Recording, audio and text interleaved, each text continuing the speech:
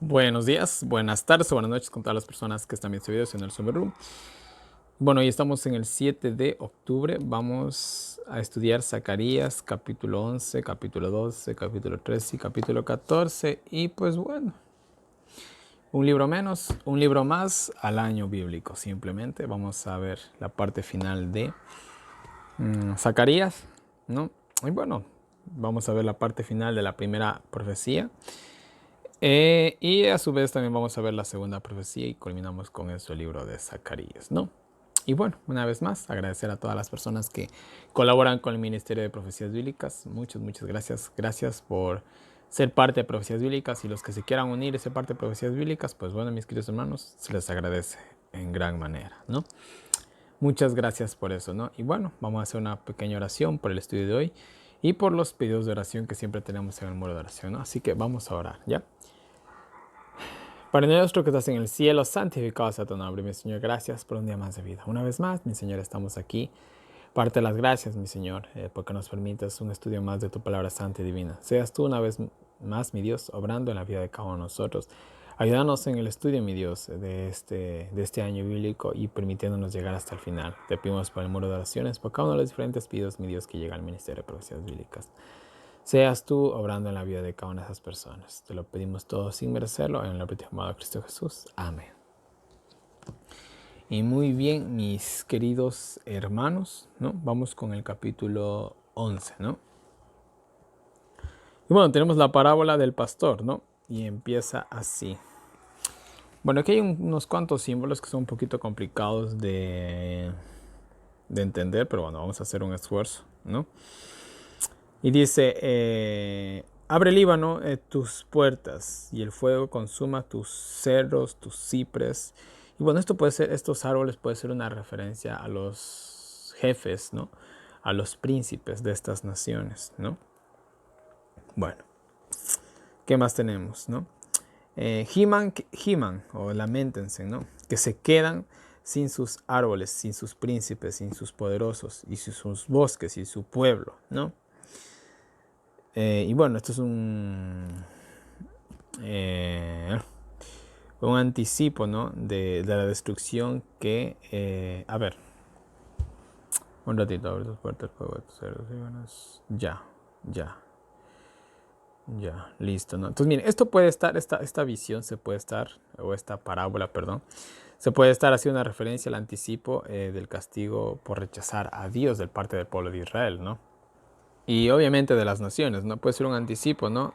O también puede ser, dice, un repaso, ¿no? Del rechazo, ¿no? Para amonestarlos, ¿no? O sea, no se sabe si esto se aplicó antes, después, o quién sabe qué, ¿no? Pero bueno, sea como sea, ahí queda la anécdota, por así decirlo, ¿no? Sea como sea, la reprensión aún para nosotros es aplicable el día de hoy, ¿no? Bueno, ¿qué más dice? Pastores y leones se quejan por la pérdida del pasto, ¿no? Y de los ríos, ¿no? Aquí por ejemplo, nos habla de la soberbia del Jordán, ¿no? Entonces, una aplicación clara para el pueblo de Israel. Acuérdense que era su río representativo. Acuérdense que ahí también se bautizó Jesús. Entonces, en ese sentido, vuelvo y repito, se hace una referencia posiblemente al pasado del pueblo de Israel, como también a lo que podía estar viniéndoles en el futuro, ¿no? ¿Qué más dice? Jehová dice, encárgate de las ovejas, ¿no? A ver. A ver, no, sí. Encarga tu apacienta, ¿no? Las ovejas de la matanza, ¿no? ¿No? O que va al matadero, también se puede decir, ¿no? Sus pastores las matan, los vendedores agradecen a Dios, no les tienen piedad. Bueno, comenzaron las cosas malas. eh, ¿Qué está sucediendo aquí? Se está dando una descripción, ¿no? De los malos pastores y del pobre trato que se les daba a las ovejas, ¿no? E incluso los vendedores agradecen a Dios, ¿no? Por este acto abominable. Es como un decir, ¿no? Si se muriera alguien que me cae mal y yo le agradeciera a Dios por eso. No, no es algo para agradecer, la verdad, ¿no? Pero bueno, dice, no me preocuparé más por este país, ¿no? Los dejaré que los exploten, ¿no? Y vuelvo y repito, no se sabe si se está hablando del pasado antes del cautiverio o refiriéndose obviamente al cautiverio o de después lo que iba a suceder, que también llegó a suceder. Es aplicable, es dual, podríamos decir, esta profecía, ¿no? Cuidaré las ovejas, ¿no? Cuidaré las ovejas de los vendedores, ¿no? Tomé dos bastones, al uno lo llamé gracia y al otro lo llamé unión, ¿no? Y cuidé de él, ¿no? Entonces, mira, aquí a Jesús se personifica como un pastor.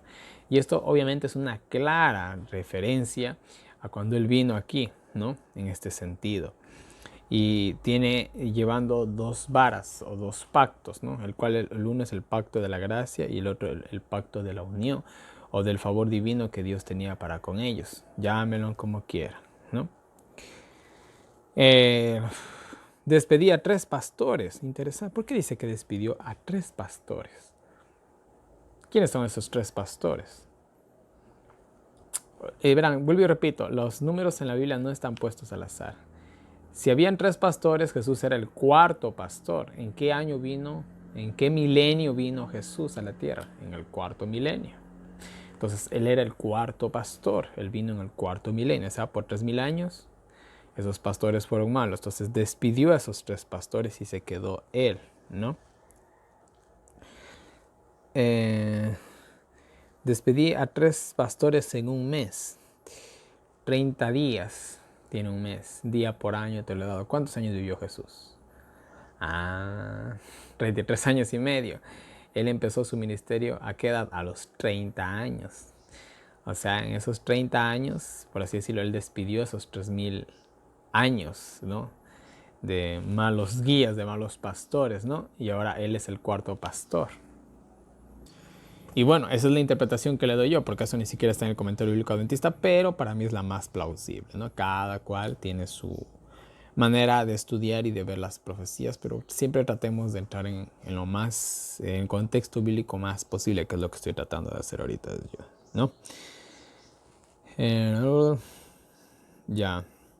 Pero dice, me aburrí de las ovejas y ellas de mí, así que no las cuidaré más, porque y que se mueran, ¿no? Y maten entre ellos, ¿no? Entonces miren, estaba pasando algo, ¿no? Las ovejas se aburrieron de él se aburrió de ellas.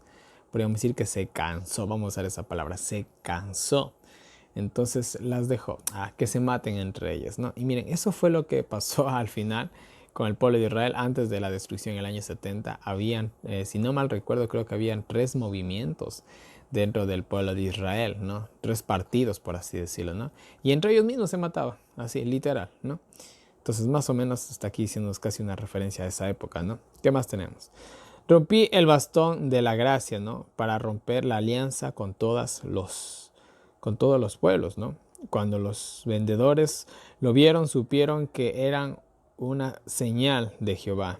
Les dije que si queman, que si querían, perdón, que me paguen, calcularon el precio, ¿no? Y me dieron 30 monedas, ¿no? Y los puse en la alcancía del templo. Bueno, una clara referencia a la crucifixión. Entonces, miren, se rompió el pacto de la gracia que Dios que tenía con el pueblo de Israel. La paga que le dieron a Jesús por eso fue ¿cuánto? 30 monedas de plata que se cogió, ya vamos a los evangelios, que se cogió justamente de la tesorería del templo, lo cual estaba prohibido, pero bueno, esa es otra historia, ¿no? Y dice, bueno, yo la puse en la alcancía del templo, porque al fin y al cabo ese dinero volvió a la alcancía del templo cuando Judas lo devolvió, ¿no? Fin de la historia. Miren, este salario de 30 monedas de piezas de plata es el precio de un esclavo, ¿no? En la antigüedad, para comprar un esclavo se pagaba 30 piezas de plata. Ese era el precio de un esclavo. Entonces, por Jesús pagaron el precio de un esclavo. Qué interesante, eso no me la sabía yo hasta que leí estos versículos, ¿no? Y bueno, entonces el pueblo de Israel pierde la gracia de Dios, ¿no? Los deja a la intemperie, se las da a los vendedores, que aquí serían los romanos, ¿no? Y ellos en agradecimiento al pueblo, ¿no? Le da apenas 30 monedas, ¿no?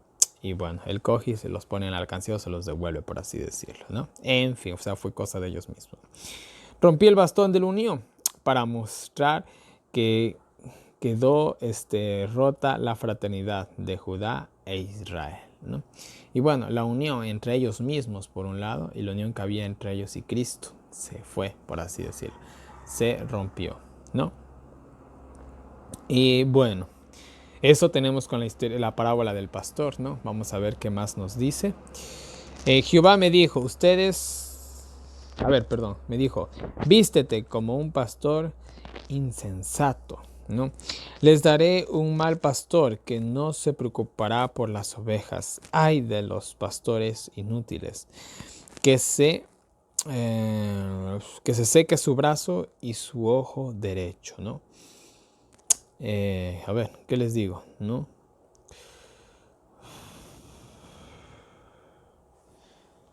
Pastores, ¿no? Bueno, ya hemos hablado mucho de los líderes, ¿no?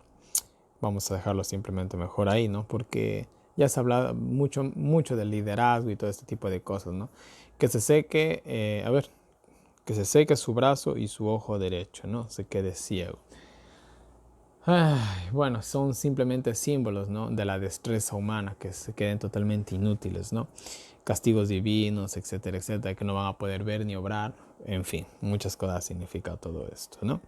Entonces, miren, Dios coge y lo dejó al pueblo de Israel, por así decirlo, al cuidado de malos pastores, que eso ha salido hoy en la actualidad con el pueblo judío, eso es aplicable, ¿no? Ellos se quedaron simplemente en la intemperie, se quedaron con el error y pues bueno, siguen esperando un Mesías que vino hace 2000 años. No hay nada más que decir respecto al pueblo de Israel, ¿no? Vamos con el capítulo 2. Ahora sí vamos a entrar en la segunda profecía. Y bueno, la segunda profecía nos habla prácticamente ya del reino de Dios, la renovación de la tierra, bueno, etcétera, etcétera, ¿no? Dice, Jehová dice esto, ¿no? De Israel.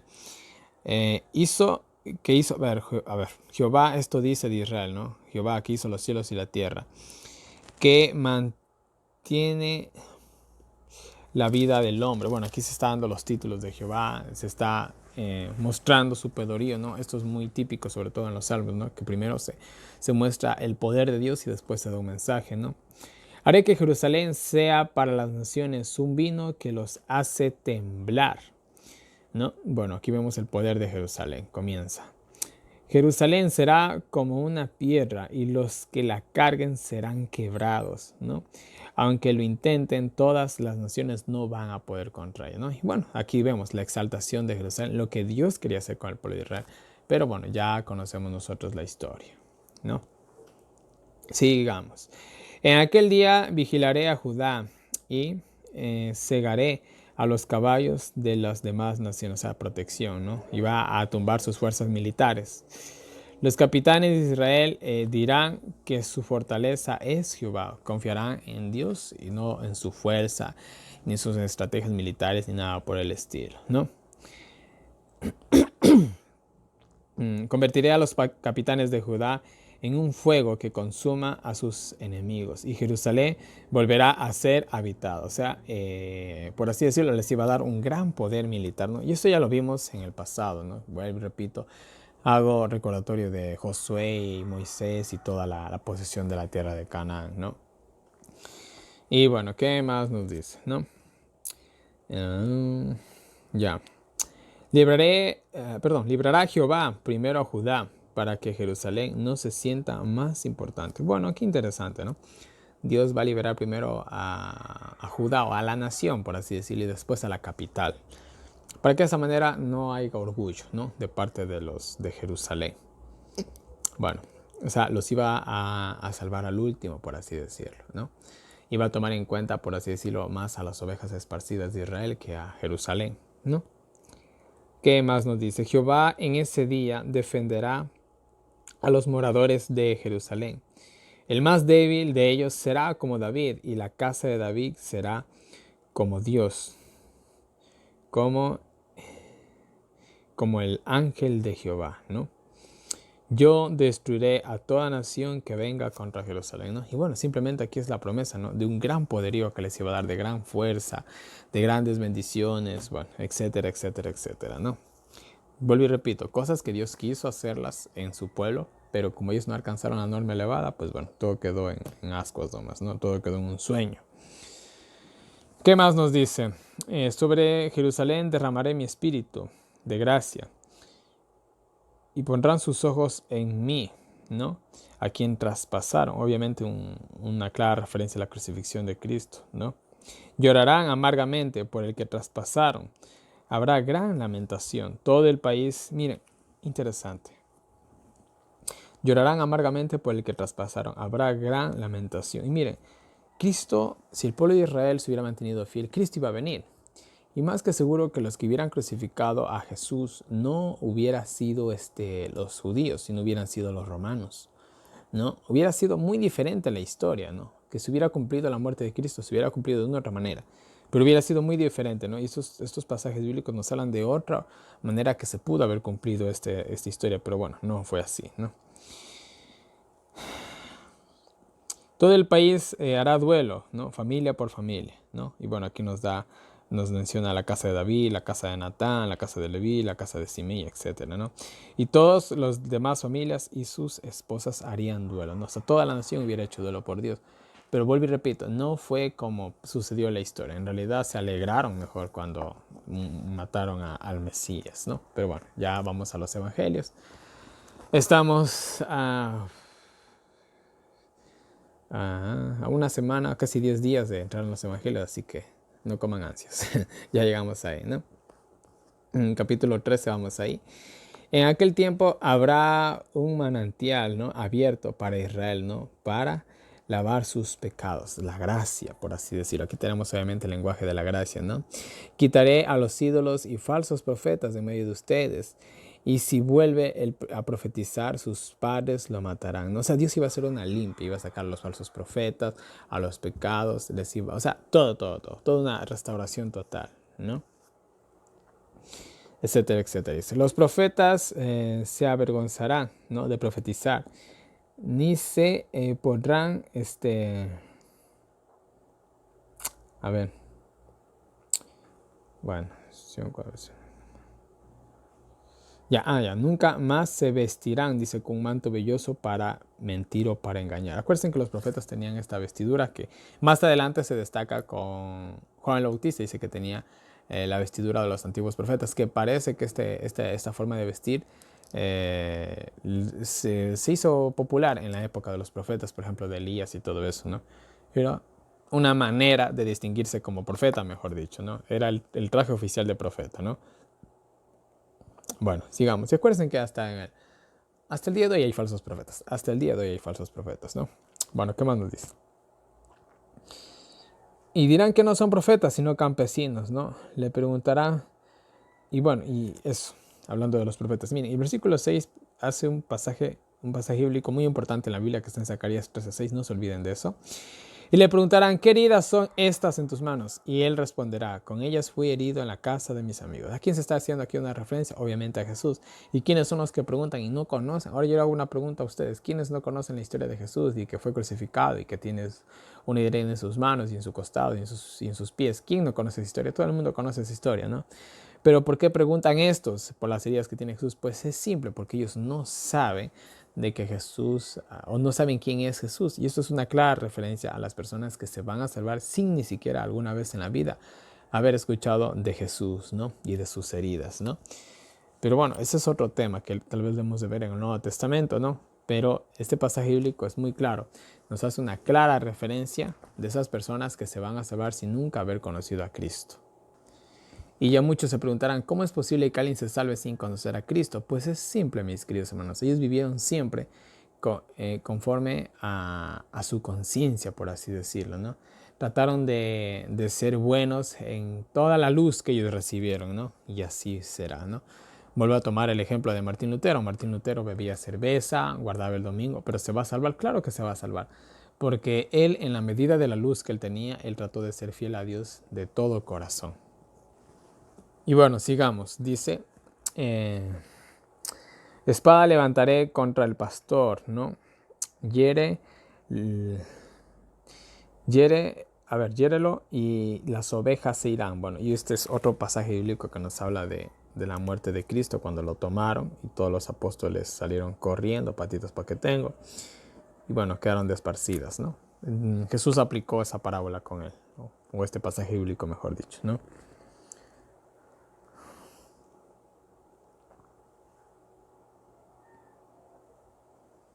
Ya. Bueno, dice, solo una tercera parte se salvará. Interesante aquí el símbolo de la tercera parte, pero vamos a completarlo con el versículo 9. La tercera parte, perdón, lo refinaré como oro, ¿no? Les diré, pueblo mío, Dios mío, me dirán, Dios mío, ¿no? Entonces, miren, aquí nos habla de una tercera parte. Dice que solamente una tercera parte quedará. Y esa tercera parte va a ser refinada. Ahora en la Biblia, ¿cuándo aparece una vez más la tercera parte? Aparece específicamente con las trompetas y aparece con Satanás arrastrando la tercera parte de las estrellas. Ahora, ¿qué significa la tercera parte en la Biblia? Eso es un símbolo, ¿no?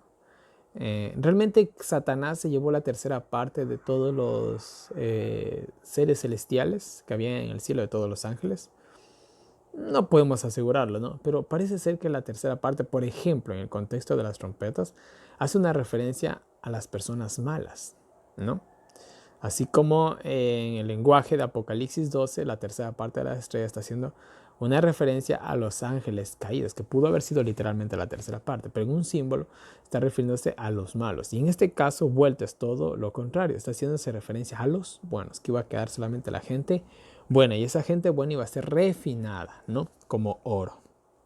Es lo que trata de decir el lenguaje, ¿no? Y esta tercera parte, Dios le va a decir, pueblo mío, y ellos dirán, Dios mío. Acuérdense que no todo el mundo se va a salvar, pero en un sentido simbólico o entre comillas literal, ¿se va a salvar la tercera parte de la humanidad a lo largo de toda la historia? No lo sabemos, puede ser que sí, puede ser que no. Así como se perdió la tercera parte del cielo, ¿se va a salvar la tercera parte de la tierra? Es plausible, me parece muy lógico, de hecho. ¿Será que el mismo número que hubo de ángeles en el cielo es el mismo número de habitantes que tuvo que haber en la tierra? Digamos que en el cielo hubieron 3.000 millones de ángeles, de los cuales 1.000 millones se perdieron. Y digamos que en toda la historia de los 6.000 años del planeta Tierra hubieron 3.000 millones de habitantes. Un caso hipotético, sabemos que es más. Pero un caso hipotético, hubieron 3.000 millones de habitantes. Y de los cuales de esos 3.000 se salvaron solamente 1.000 y los otros 2.000 se perdieron. ¿Puede ser esto el caso? Puede ser. Es solamente un decir, puedo estar totalmente equivocado, ¿no? Pero bueno, a mí me parece un poquito esa la conexión. Yo creo que Dios no hace nada así al azar. Todo tiene un significado con él, ¿no? Capítulo 14, para terminar el libro de Zacarías, terminar el estudio del día de hoy, nos dice, llega el día cuando tus despojos serán repartidos en tus propias calles, ¿no? Y bueno, el título del capítulo 14 nos dice, la purificación de Jerusalén mediante una guerra, ¿no? Levantaré las naciones contra Israel, saqueos, violaciones, y a ver, la mitad a cautiverio. Las otras quedarán o sea, la otra mitad quedará en la ciudad. Saldrá Jehová y peleará contra las naciones. Y bueno, a mí también me recuerda esto bastante un poquito a Daniel 11, ¿no? El tiempo del fin. ¿Qué va a pasar en el tiempo del fin con el pueblo de Dios? Va a ser totalmente purificado, vamos a ver esa palabra, probado, claro que sí. Y de esa manera se va a sacar lo bueno y lo malo. Y cuando ya estemos en el clímax de la etapa final de la persecución, ¿quién se va a levantar para defendernos? Miguel, ¿no? Esto es casi el lenguaje de Daniel 11, ¿no? Pero bueno, vamos con los siguientes versículos para ir terminando.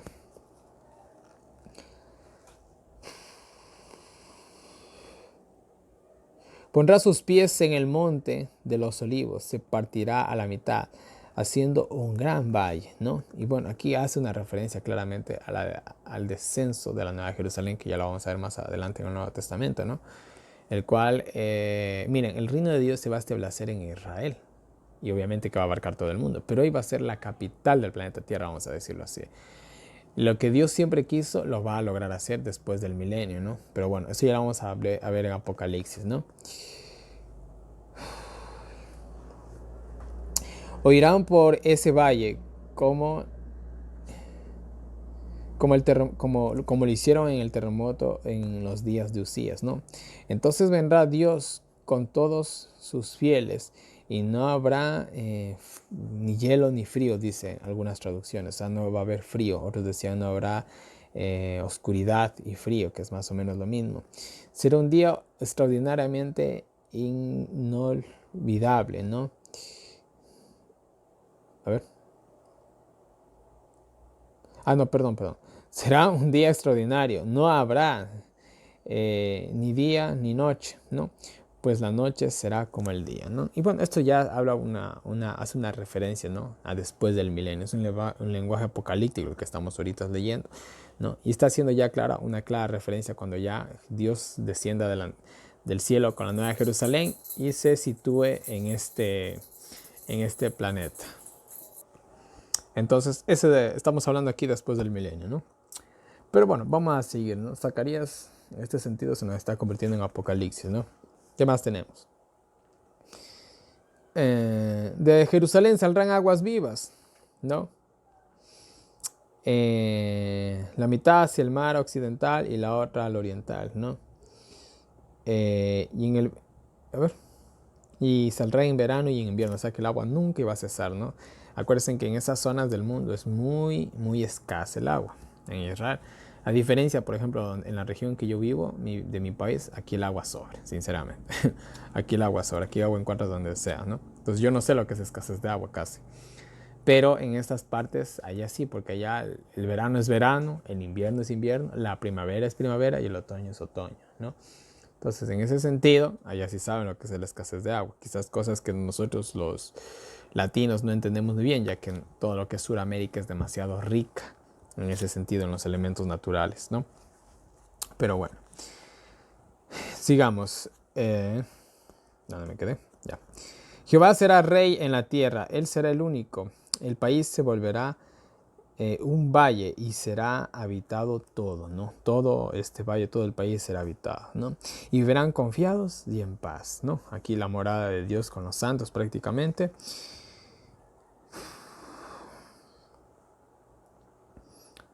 A ver.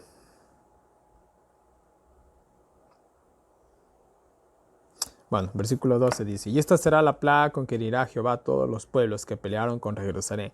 La carne de ellos se disolverá, estando ellos sobre sus pies, y se consumirá sus ojos en sus cuencas, y su lengua se les deshará en su boca. O sea, una especie de muerte en vida, que esto sí existe, ¿saben?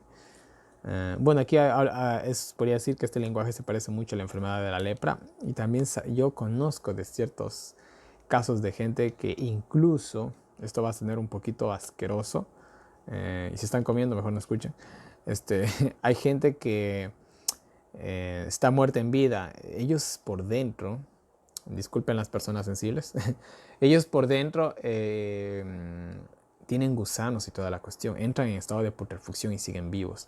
Son casos muy extraordinarios y que bajo muy extraordinarias circunstancias y penosas circunstancias, no voy a entrar en detalles, llegan a ver estos casos, ¿no? Se llama muerte en vida.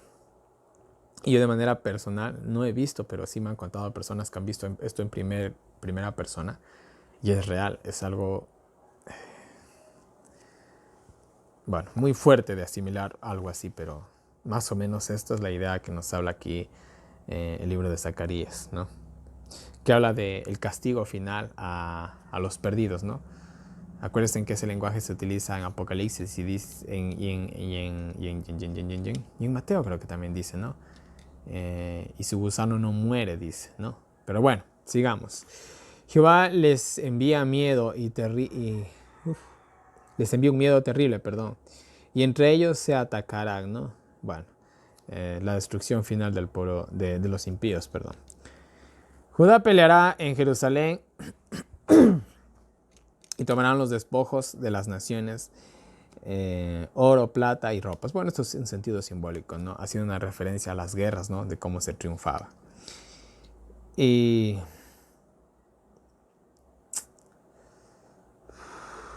ya. Y una plaga herirá a los animales que estén en dicho campamento, en este caso a los caballitos, a los camellos, a los asnos, a las bestias, bueno, que estaban con ellos. O sea, todo iba a perecer, ¿no? De los impíos, en pocas palabras. Es lo que trata de decir este lenguaje, ¿no? Y bueno, la parte final nos dice castigos sobre el remanente que rehúsa rendir culto. Y bueno, nos dice así, los que queden de las naciones subirán año a año para tabernáculos, y los que no suban no tendrán lluvia. Les enviaré una plaga a los que no suban, ¿no? Ese será un castigo, ese será un castigo para Egipto o los que no suban, las naciones paganas, ¿no? O el pueblo de Dios que no quiera hacer caso. Las campanillas de los caballos serán dedicadas a Jehová y a los del... A ver. Perdón, y las ollas del templo, ¿no? Serán como tazones delante de...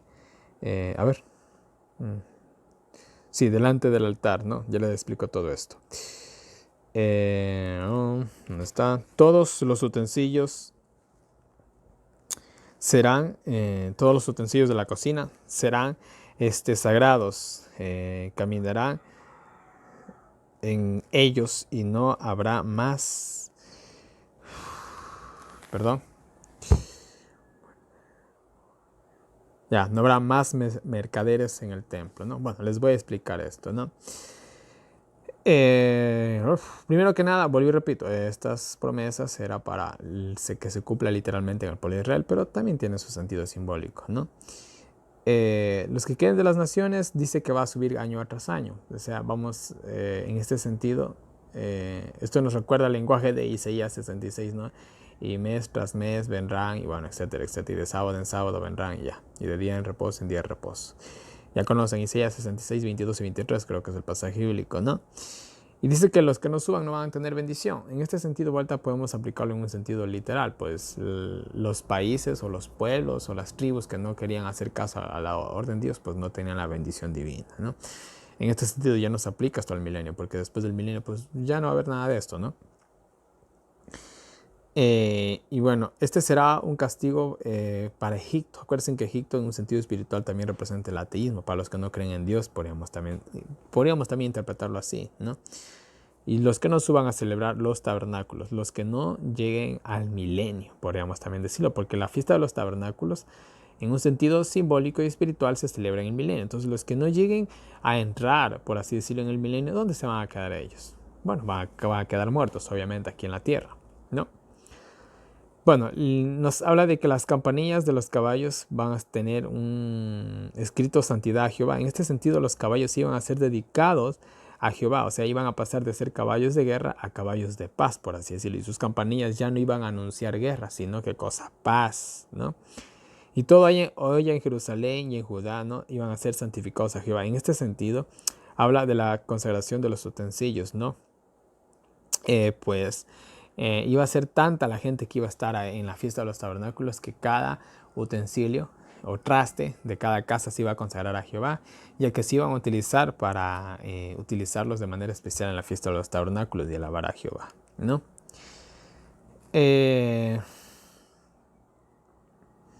Y bueno, nos dice, y no habrá más cananeos, nos termina así el versículo bíblico, no habrá más cananeos, no habrá más paganos, ¿no? Alguno en la casa de Jehová, o sea, todos iban a ser cristianos, por así decirlo, ¿no? Jehová de los ejércitos, alguno en la casa de Jehová de los ejércitos en aquel tiempo, ¿no? Bueno, mi Biblia dice no habrá más cananeo, en otras versiones dice no habrá más mercaderes, ¿no? Esto, vuelta, nos hace una referencia también podríamos decir que tanto a los paganos y podríamos también decirlo hoy en la actualidad, ¿no? A toda esta explotación que se comete en el mundo religioso, ¿no? Del cual se hace negocio con el evangelio. Podría también ser una referencia a esto, lo puede también ser, ¿no? Y listo, mis queridos hermanos, este ha sido el estudio del día de hoy, ¿no? Espero haber sido claro. Vuelvo a repetir, como les dije al principio, Zacarías un libro un poco confuso. Hay ciertas interpretaciones que yo me las saqué de la manga, ¿no? Tratando de acoplarlas con ciertos pensamientos bíblicos que encontramos en la misma palabra de Dios. Así que espero haber sido algo claro, ¿no? Y bueno, mañana continuamos con el fascinante libro de Esdras, lo vamos a terminar, son en 2 días.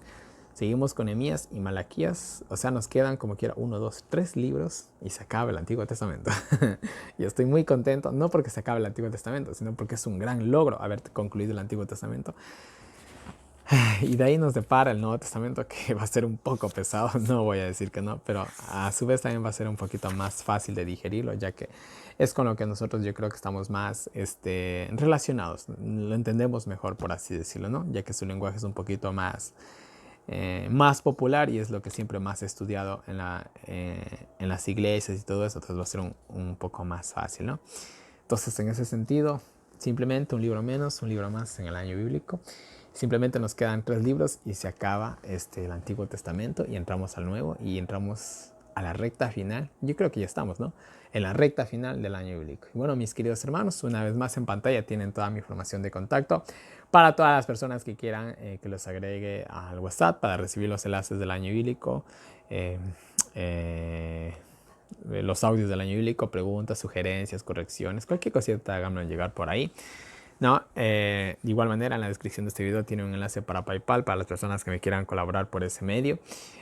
Ahí también tienen las diferentes maneras en las que pueden colaborar y ser parte de Profecías Bíblicas, ¿no? Porque yo creo que cada persona que colabora con Profecías Bíblicas es parte de Profecías Bíblicas, ¿no?